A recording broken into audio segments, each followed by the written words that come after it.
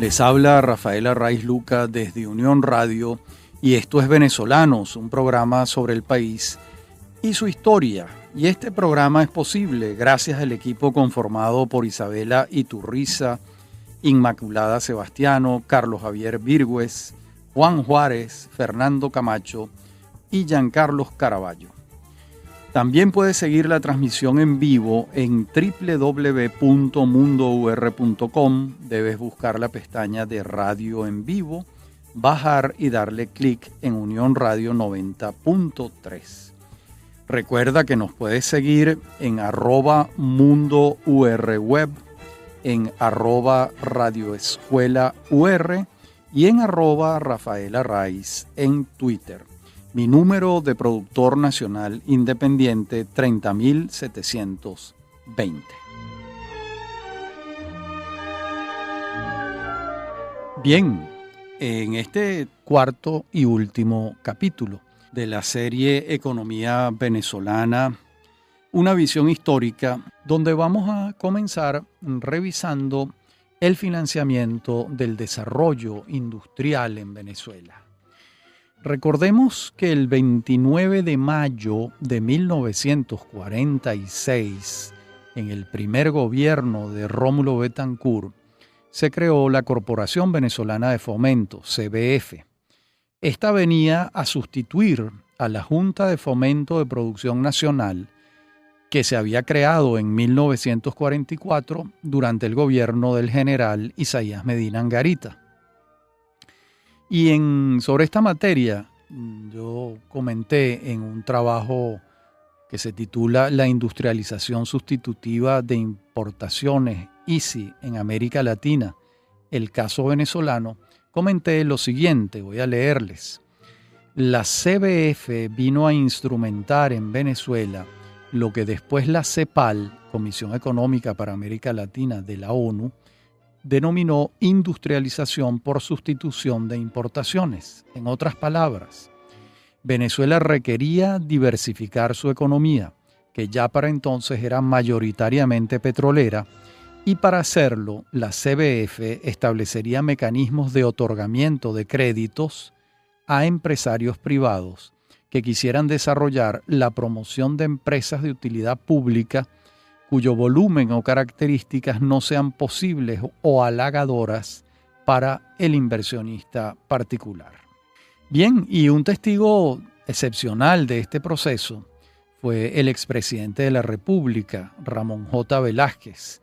Ramón Velázquez gobernó entre el año 93 y 1994. Y lo entrevisté en el año 2003 y refiriéndose a esta etapa de su vida entre 1946 y 1948, él entonces me comentó, habla el doctor Velázquez. Entonces crean la Corporación Venezolana de Fomento, que a mí me pareció que formaba parte de un conjunto de iniciativas de gran cambio, porque allí estaba Guayana con todo el desarrollo siderúrgico y del aluminio. Estaba la electrificación nacional total. Entonces, yo me empeñé y conseguí trabajar en la secretaría del directorio 2 años. ¿Por qué? Porque ahí vi yo cómo se echaban las bases del desarrollo siderúrgico venezolano. Ahí vi desfilar a todas las personalidades promotoras de grandes cambios. La industria del cemento nace ahí, Civenza nace ahí, los centrales azucareros, pero fundamentalmente la electrificación. Estando allí es cuando sucede el golpe del 48 contra Gallegos y me hicieron preso. Esto dice el doctor Velázquez. Y como vemos, el presupuesto de la industrialización deseada era la construcción de plantas de energía eléctrica que permitieran su desarrollo. Sin energía no hay ninguna posibilidad de industrialización en ninguna parte. Y esto entraba en los propósitos estatutarios de la Corporación Venezolana de Fomento señalados antes. No podía pensarse en la industria siderúrgica de la que habla Velázquez sin antes contar con la energía eléctrica. Por ello es que desde la CBF se financió este conjunto importante de pequeñas y medianas empresas generadoras y distribuidoras de electricidad. ¿De qué estoy hablando? Estamos hablando de la Compañía Anónima de Electricidad de Maracay, la Compañía Anónima Electricidad de Cabimas, Luz y Fuerza Eléctrica de Puerto Cabello, y una larga lista que incluía empresas en El Tuy, Por la Mar, Perijá, Cumaná, Valle de la Pascua. Pero muy pronto, ya para 1949, la CBF se había visto en la necesidad de hacerse accionista de muchas de estas empresas que no resultaron rentables para sus dueños. Y entre 1946 y 1958, según Rodolfo Tellería en su libro Historia del desarrollo del servicio eléctrico en Venezuela, 1880-1958, ese es el título del libro, se incrementó la capacidad instalada de 86 megavatios a 656 megavatios. En este periodo que suma 78 años. Pero muchas de las empresas en manos privadas no eran rentables, como dijimos antes. Por ello se va a crear CADAFE. CADAFE significaba Compañía Anónima de Administración y Fomento Eléctrico. Va a ser fundada el 27 de octubre de 1958. Entonces gobernaba en aquel gobierno provisorio el contraalmirante Wolfgang Larrazábal, Hugueto. Y él crea CADAFE para centralizar en un solo ente público todas las empresas que ahora pasaban en su totalidad a manos del Estado. Recordemos que CADAFE se crea durante el gobierno de Wolfgang Larrazábal y la va a fundar y crear y dirigir por un tiempo el entonces coronel Rafael Alfonso Rabar, que era presidente de la Corporación Venezolana de Fomento, y le tocó este encargo de Estado de crear esta empresa eléctrica y reunir en ella a aquellas empresas privadas que el Estado había financiado para su creación y funcionamiento y que no habían resultado económicamente viables. De modo que el Estado va a asumir las empresas gracias a los ingresos por la renta petrolera, por supuesto. Y así va a ser como la construcción de casi todo el parque eléctrico nacional va a estar a cuenta del Estado, con la notable excepción de la Electricidad de Caracas, una extraordinaria empresa privada venezolana fundada en 1897 por Ricardo Zuluaga Tovar y que permaneció en manos privadas nacionales hasta el año 2000, cuando fue adquirida por AES, Applied Energy Service, y luego fue estatizada en el año 2007 en el gobierno de Hugo Chávez, cuando se creó Corpoelec, Corporación Eléctrica Nacional. Bien, volvamos a aquellos años de la década de los años 40, incluso antes, porque el Banco Industrial de Venezuela fue fundado el 23 de julio de 1937 por el Estado venezolano durante el gobierno de Eleazar López Contreras. López Contreras, entre 1936 y 1941, cuando fue presidente de la República, a este banco que financió el desarrollo industrial en tiempos de Pérez Jiménez se va a sumar entonces la Corporación Venezolana de Fomento. Y también comienza a crecer la banca privada como fuente de financiamiento de la industria nacional. En 1948 había ya 13 instituciones bancarias en el país. Pero fíjense en el crecimiento, en la cifra. En 1954 ya sumaban 27 las instituciones bancarias y apenas 4 años después, en 1958, ya Venezuela contaba con 37 bancos privados, de modo que al desarrollo nacional financiado a través de instituciones públicas como el Banco Industrial de Venezuela o la Corporación Venezolana de Fomento, se va a incorporar la banca privada, que fue determinante en este crecimiento industrial en Venezuela. Es evidente que las fuentes se habían diversificado y habían crecido, y a todo esto contribuía esencialmente el aumento de la producción petrolera, por supuesto. Además, hay que sumarles que el contingente de inmigrantes que llegó a Venezuela a partir de 1936, cuando López Contreras crea el Instituto Técnico de Colonización e Inmigración, va a ser importante. Primero llegan los inmigrantes españoles huyéndole a la Guerra Civil Española, pero después, a partir de 1945, 46, 47, cuando la pobreza en Europa de la posguerra mundial, comienzan a llegar grandes contingentes de inmigrantes de los pueblos del sur de Italia, de la isla de Madeira, aunque también del Portugal continental, y españoles, muchísimos españoles. De modo que Venezuela, que para el comienzo de la década de los años 50 era un país que podía tener 5 millones de habitantes, va a recibir una población considerable que va a contribuir determinantemente a todo este crecimiento que venimos hablando. Las cifras son elocuentes. Repito, en 1948, 13 bancos, en 1954, 27, en 1958, 37 bancos. Y no olvidemos que la ICI fue un modelo de desarrollo de la industria y el mercado interno diseñado para los países de América Latina que no pudo resolver la ecuación del crecimiento hacia afuera, ya que al estar todas las economías de la región protegidas por el mismo esquema, la exportación de productos entre los países era prácticamente imposible. Seguiremos con este tema en la próxima parte del programa. Ya regresamos.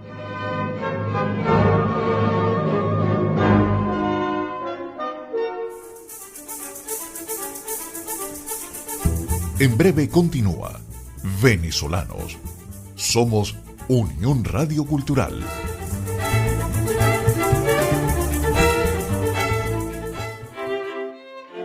La música académica universal es la protagonista en Preludio, un espacio dedicado a la difusión de la vida y obra de los genios creadores, directores de orquesta, cantantes, músicos y promotores de espectáculos más destacados de la escena internacional. Así tenemos que en 1778 nació Fernando Sor, compositor español fallecido en 1839. En 1950 nació el gran Peter Gabriel, cantante británico del grupo Genesis.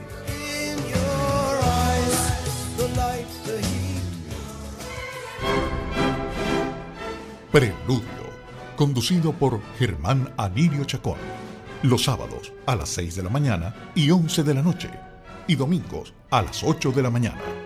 Somos Unión Radio Cultural. Estamos de regreso con Venezolanos. Somos Unión Radio Cultural.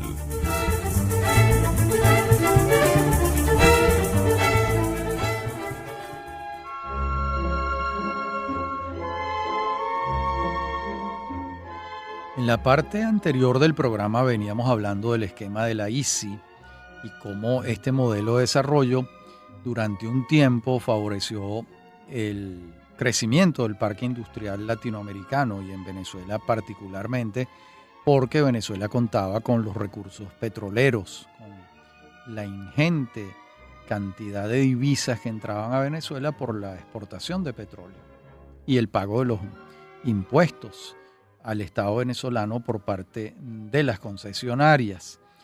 Pero Venezuela añadía una dificultad que el resto de América Latina no tenía, y era la enfermedad holandesa. Es decir, una economía con una moneda muy fortalecida por el ingreso petrolero en dólares implicaba unos costos de producción locales mucho mayores que en el resto del continente, lo que llevaba a que sus productos fuesen muchísimo más costosos en el mercado externo si acaso se buscaba exportarlos. Es decir, cuando tienes una moneda dura, fuerte, porque está fortalecida por el ingreso en divisas a esa economía, tus costos de producción en divisas son muy altos como para que esos productos sean competitivos en países donde los costos de producción son muy bajos porque no tienen el problema de la enfermedad holandesa. La enfermedad holandesa se da cuando un país, una economía, tiene grandes entradas de divisas producto de una actividad económica. En el caso de Venezuela, el petróleo, pero en el caso de Holanda, que fue donde se presentó esa enfermedad económica por primera vez, fueron los tulipanes. Y se ha presentado en otros países la enfermedad holandesa. La ecuación es esta: grandes ingresos en divisas como consecuencia de un producto de exportación. Bien, entonces advertimos que el panorama financiero nacional se amplió a partir de la creación de la Corporación Venezolana de Fomento. Es decir, al Banco Industrial de Venezuela se le suma ahora una nueva institución del Estado que se propone financiar la creación de un parque industrial tanto en manos públicas como en manos privadas. Y a eso se suma también la incorporación de la banca privada. Y siempre todo este contexto económico animado por el ingreso petrolero. Recordemos cifras. En 1943 se extraían 491.463 barriles diarios. Y en 1958, estamos hablando de 15 años después apenas, se extraían 2.604.840 barriles diarios. Hay que verle la cara a este crecimiento. Esto lo hacen las empresas concesionarias extranjeras, las grandes petroleras del mundo. Es decir, la Shell, la Standard Oil, que aquí se llamaba Creole Petroleum Corporation, y la Gulf, que aquí se llamaba Menegrande Oil Company.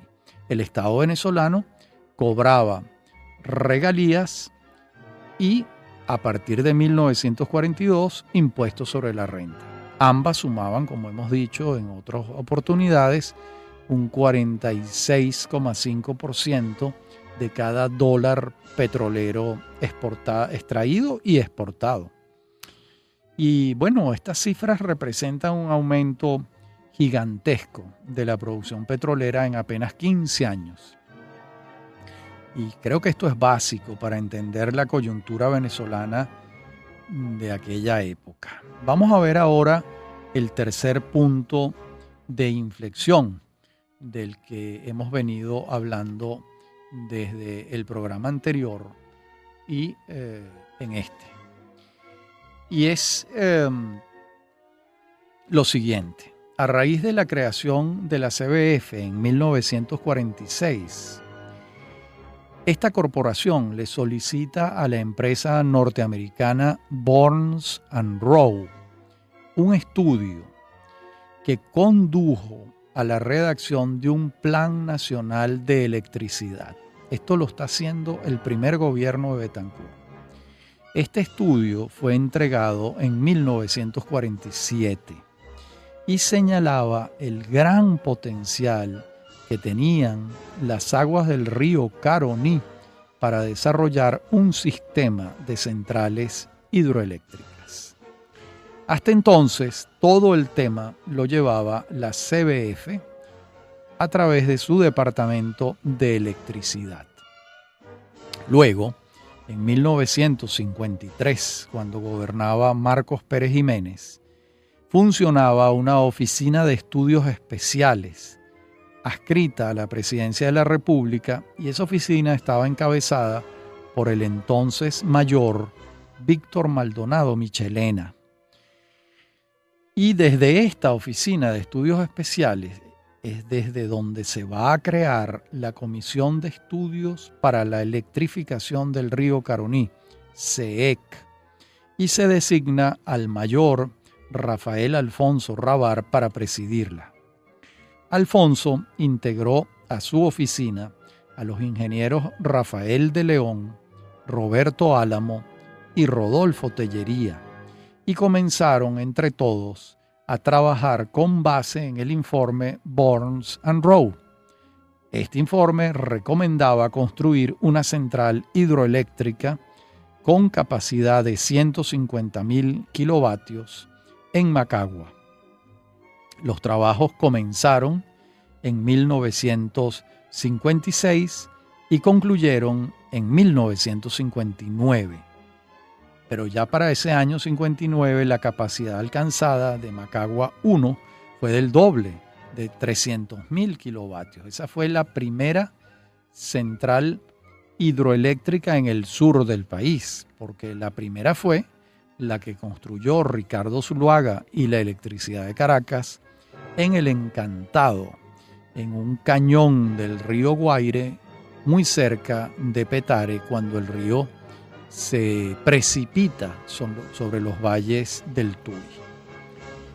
Y contemporáneamente con la creación de Macagua 1, se va a crear el Instituto Nacional del Hierro y el Acero. Esto va a ocurrir en 1955.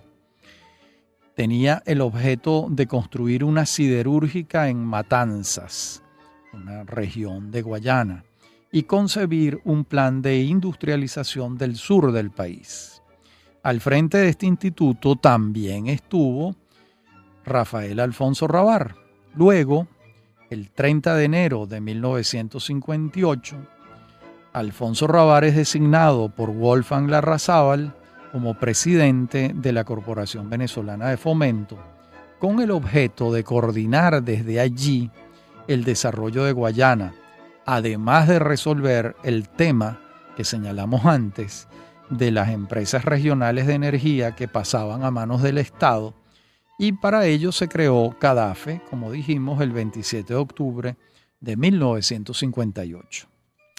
A esta empresa se adscribieron otras y además se concibió un plan de crecimiento. Luego, el 29 de diciembre de 1960, se funda la CVG, Corporación Venezolana de Guayana, y el presidente Rómulo Betancourt, en su segundo gobierno, el que va de 1959 a 1964, designa al coronel Rafael Alfonso Rabar su presidente fundador.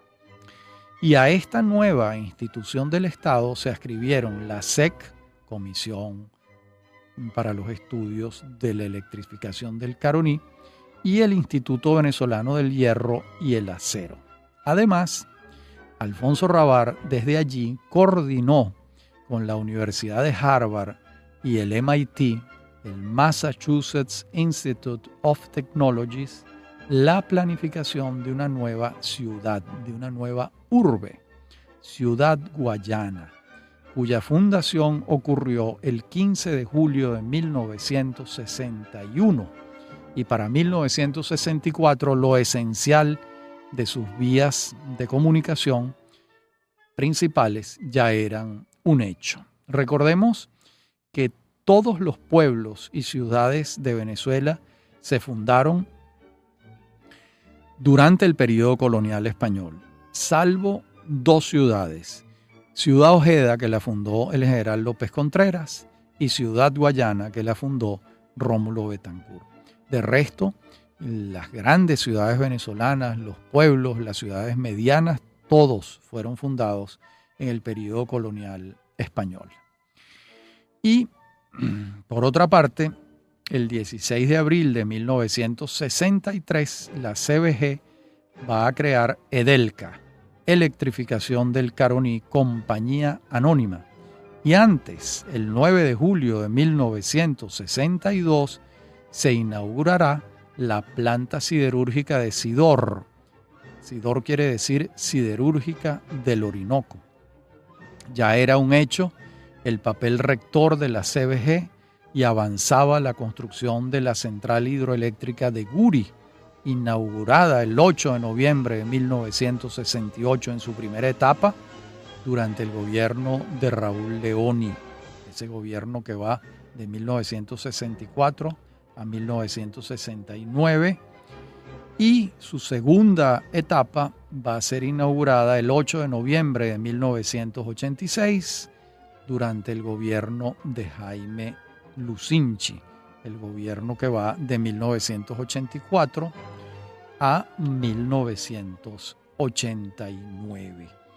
De modo que este es un recorrido, juzgo yo, importante para entender cómo en el sur del país, con una continuidad administrativa significativa, porque el proyecto se inicia en el primer gobierno de Betancur, continúa en el gobierno de Gallegos, continúa en el gobierno de Carlos Delgado Chalbó, continúa en el gobierno de Marcos Pérez Jiménez y continúa en el gobierno de Rómulo Betancur, de Raúl Leoni, de Rafael Caldera, etc. Y hubo una continuidad administrativa y política independientemente de que los gobiernos fuesen de facto o fuesen electos, gobiernos democráticos, electos por el pueblo. Bien, en la próxima parte del programa continuamos con estos temas y otros. Ya regresamos.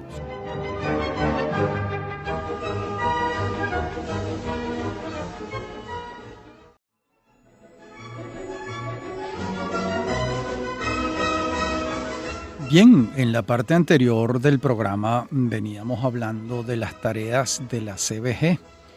Reportábamos la creación de Edelca, la creación de Sidor, y ahora reportaremos la siembra del bosque de Uberito en alianza con CONARE. CONARE significa Compañía Nacional de Reforestación.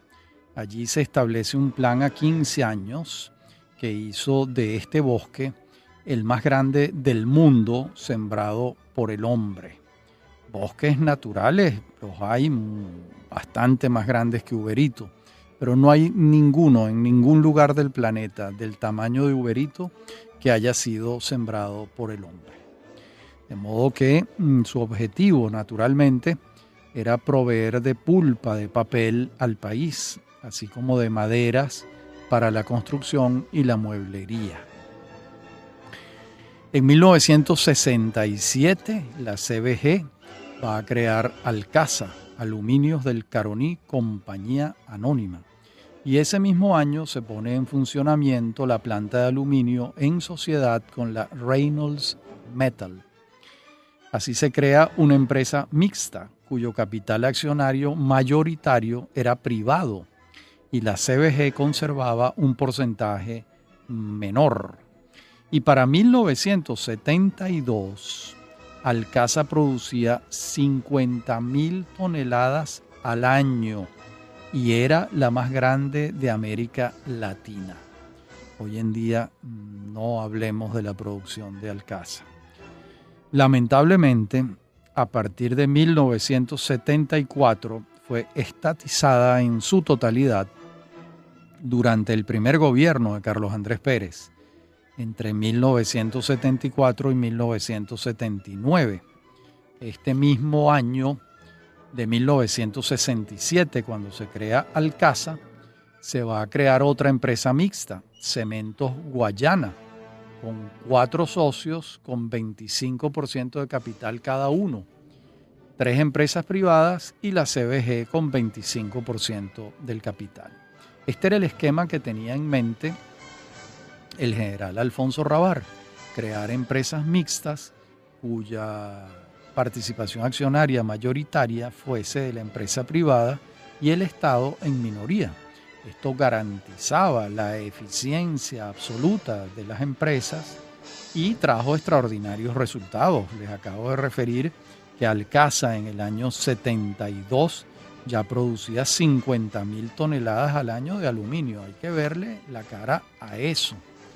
Y también va a crearse en 1973 Benalum, Venezolana de Aluminio Sociedad Anónima, en este esquema de la fórmula mixta, pero esta vez no será con la Reynolds, la empresa de Louis Reynolds, una de las empresas de aluminio más grandes del mundo, sino esta vez será con capital japonés. De modo que Benalum será de capital japonés y la CBG. Showa Denko, Kobe Steel y Marubeni sumaban el 90% de las acciones y la CBG apenas tenía el 10%. Aquí se consolida un esquema mixto. Esto va a ocurrir durante el primer gobierno de Rafael Caldera, entre 1969 y 1974. Por cierto, Caldera, fíjense la continuidad que hubo. Al general Alfonso lo nombra presidente de la CBG, fundador Bettencourt, lo ratifica Leoni, los 5 años de Leoni, lo ratifica Caldera, los 5 años del primer gobierno de Caldera. Y lamentablemente a partir de 1974, cuando ingresó aquella montaña de recursos por los precios del petróleo en Venezuela, Carlos Andrés Pérez comienza el proceso de estatización de todas estas empresas mixtas que habían tenido altísimos niveles de eficiencia y que a partir de la estatización a los pocos años comenzaron a tener problemas. Hoy en día Venezuela produce muy poco aluminio, por no decir proporciones ínfimas en comparación con estos años de oro de los que vengo hablando. Y esta CBG, presidida por Rafael Alfonso Rabar, durante los años 1960 y 1974 avanzó exitosamente con esta modalidad de la que vengo hablando, de las empresas mixtas ya mencionadas. Y otras, entre las que se encuentra una sociedad entre la CBG y Cibenza para la preproducción de hierro. También ocurrió con Benbocel, una fábrica de ferroaleaciones con la empresa francesa Nobel Bocel. También pasó con Metalmec, una empresa para la fabricación de piezas de metal para la industria petrolera, conformada por capital privado y capital público a través de la CBG. Bien, y fíjense que Alfonso Rabar presidió la CBG y el desarrollo del sur durante los gobiernos de Pérez Jiménez, entre 1952 y 58, el de Larrazábal en el año 58, el de Sanabria, los meses del 58 y el 59, el de Bettencourt entre 1959 y 1964, el de Leoni entre el año 64 y 69 y el de Caldera entre el 69 y el 74. Es decir, desde 1953 y hasta 1974, 21 años de continuidad administrativa y gerencial, y por ello en 1975, cuando Carlos Andrés Pérez está buscando al más exitoso gerente público de su tiempo, pues era imposible que no advirtiera la figura del general Rafael Alfonso Rabar, y es por eso que lo designa presidente fundador de PDVSA y la va a dirigir hasta 1983. Podemos decir que es el gerente público de más destacada y extensa actuación en la historia de Venezuela, junto con Jesús Muñoz Tebar, el fundador del MOP, en tiempos de Antonio Guzmán Blanco. El MOP se fundó en 1874 y permaneció en su funcionamiento hasta 1974. Duró 100 años el MOP. Lamentablemente desapareció en el primer gobierno de Pérez, cuando se dividió en varios ministerios y dejó de de existir el Ministerio de Obras Públicas. Por supuesto, ha habido otros grandes gerentes públicos venezolanos. José González Lander, el ingeniero presidente del Metro durante varias administraciones presidenciales, hizo un trabajo de primera. Por supuesto, Efraín Carrera, que hizo carrera desde su graduación como ingeniero en Edelca y presidió Edelca durante varios años, hizo toda su carrera allí, y Edelca fue manejada como una empresa pública, pero de estándares de eficiencia privados. De modo que son varios los ejemplos de gerentes públicos, pero indudablemente el general Alfonso Rabbar está a la cabeza de todos ellos. Y fue entonces, a partir de 1974, en el segundo gobierno de Pérez, cuando los ingresos petroleros se hacen inimaginables por el aumento de los precios internacionales y el Estado venezolano, dentro del espíritu de la decisión 24 del Acuerdo de Cartagena, pasó a estatizar estas empresas mixtas de Guayana. ¿Por qué tenía que hacerlo? Porque Venezuela había firmado el Pacto Andino y el Pacto Andino determinaba que las empresas extranjeras no podían tener más del 49% de las acciones en una empresa pública o privada venezolana.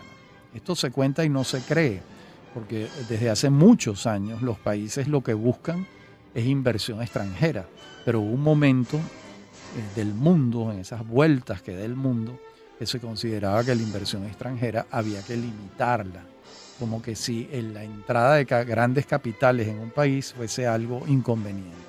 Es algo que hoy en día uno escucha y lee con asombro, pero bueno, así es la vida. Y entonces, a partir de aquí, comenzó el declive de este emporio industrial, pues hasta el día de hoy, cuando la mayoría de las empresas son inoperantes o se han reducido a su mínima expresión.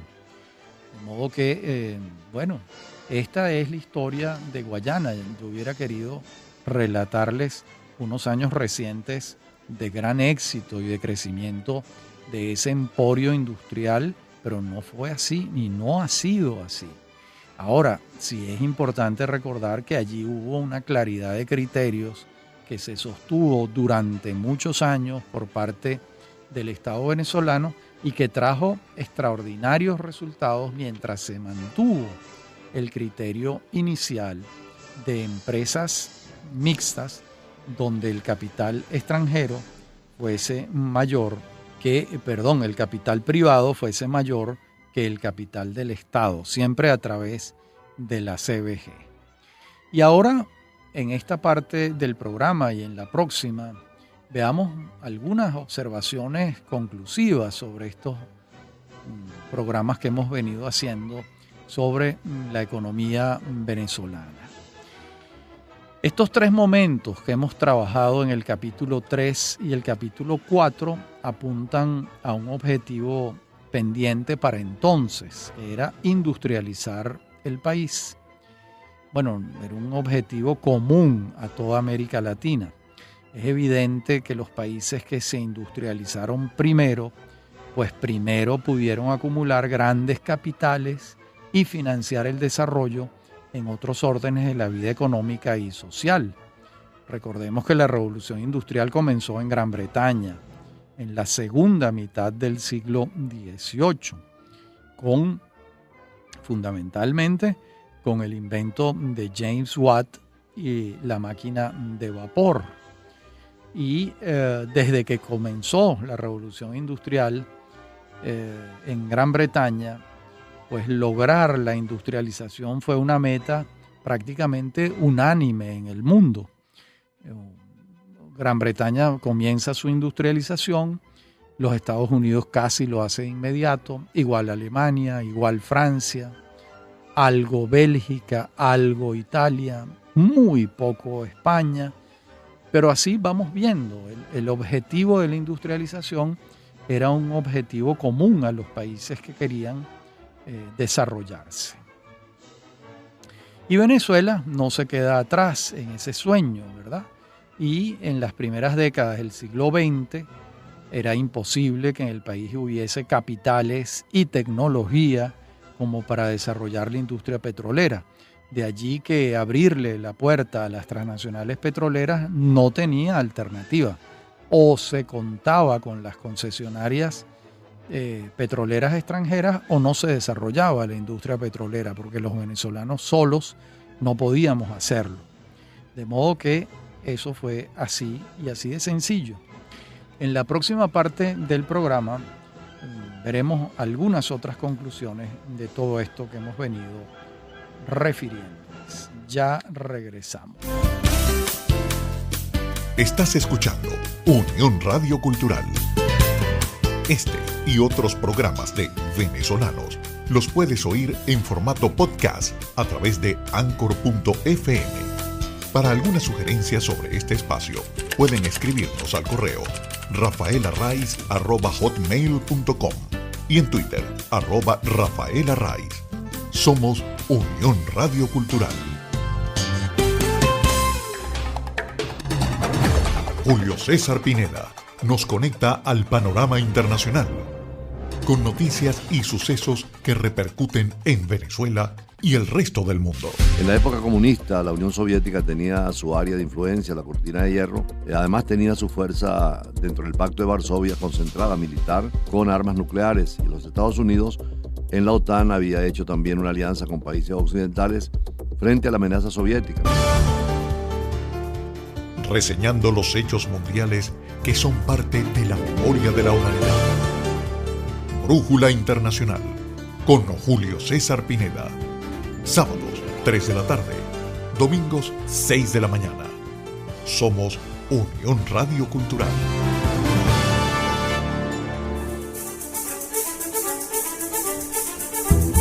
Usted escucha Venezolanos. Somos Unión Radio Cultural.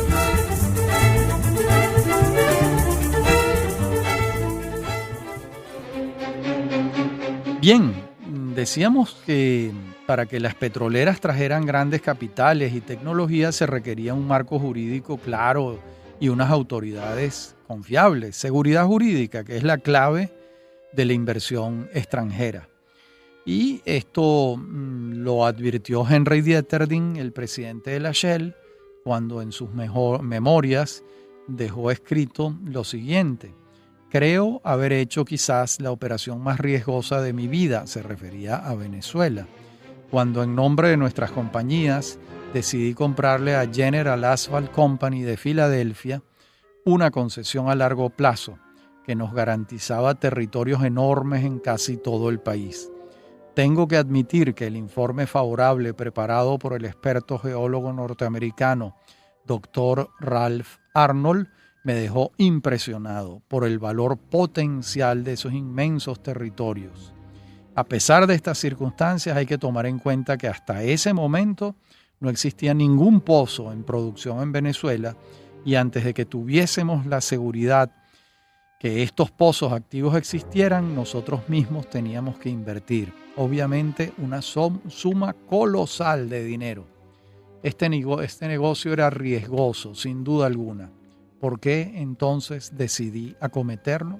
Simplemente porque pensé que esta gran oferta en Venezuela, aunque implicaba un enorme azar, estaba justificada, y así ocurrió. Bien. Y el segundo punto de inflexión también gira en torno al nudo gordiano de la industrialización. Esta vez bajo el paraguas de la teoría de la dependencia que auspició las formulaciones de Prebisch, Raúl Prebisch, sobre la ICI, siempre con la urgencia de industrializarse para dejar de depender de las metrópolis y no ser países meramente exportadores de materias primas. Es de hacer notar que este modelo de desarrollo lo asumió América Latina en su conjunto de manera unánime, hasta que lo dejó de lado a partir de 1989 y 1990, con la caída del muro de Berlín y la asunción del llamado Consenso de Washington. Ambos hechos fueron expresión del fracaso de las economías protegidas y también del éxito de la economía libre, la economía de mercado, que terminó de imponerse en el mundo. De tal modo que la singularidad venezolana en este caso viene dada por haberse anticipado a la ICI cuando se creó la CBF en 1946, ya que el modelo de Prebisch es diseñado entre 1949 y 1950. Nótese que con la ICI no nace el Estado empresario, esto ocurrirá después. Con la ICI se le da cuerpo y fortaleza al Estado financista, que en el caso venezolano había comenzado con el Banco Industrial de Venezuela en 1937 y se profundiza con la CBF en 1946. El Estado empresario en Venezuela será un fenómeno masivo a partir de 1974, cuando el primer gobierno de Carlos Andrés Pérez, que dispone de enormes ingresos petroleros y decide estatizar las empresas de Guayana, el petróleo, y además la creación de centenares de empresas públicas, como lo demuestra Fernando Coronil Inver en su libro El Estado Mágico, Naturaleza, Dinero y Modernidad en Venezuela. El último punto de inflexión es el del Estado emprendiendo obras públicas hidroeléctricas de gran envergadura, con financiamiento del Banco Mundial y también asociándose con grandes empresas extranjeras norteamericanas y japonesas para la producción de aluminio. Es el caso de Alcasa y Benalum. No se trata de una faceta del Estado financista del empresario privado, sino de una epifanía de la empresa mixta y de las obras públicas de gran beneficio colectivo. Aún hoy, la fuente energética principal de Venezuela es la central hidroeléctrica de Guri.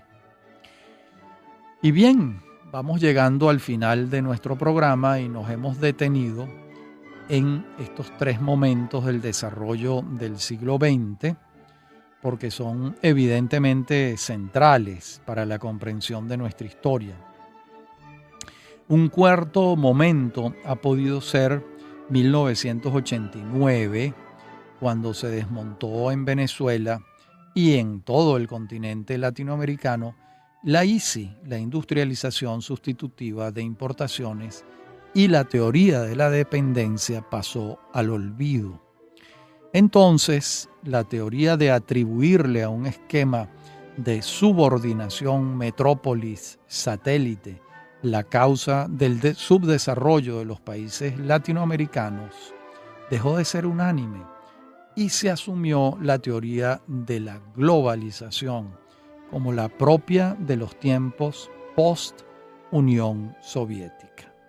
Imposible desvincular los hechos que hemos revisado de la desaparición del socialismo real y el triunfo de la economía de mercado.